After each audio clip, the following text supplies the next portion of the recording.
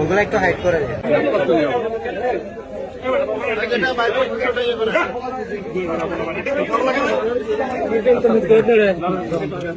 গরম তো আরে মোবাইল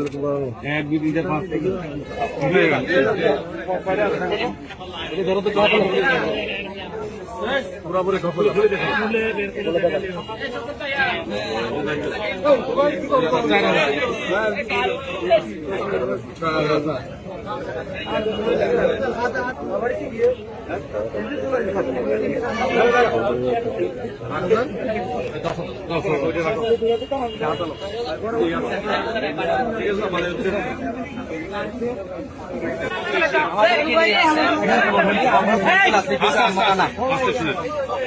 আপনাদেরকে টাকা দিতে দিবে বলছে, টাকা নিয়ে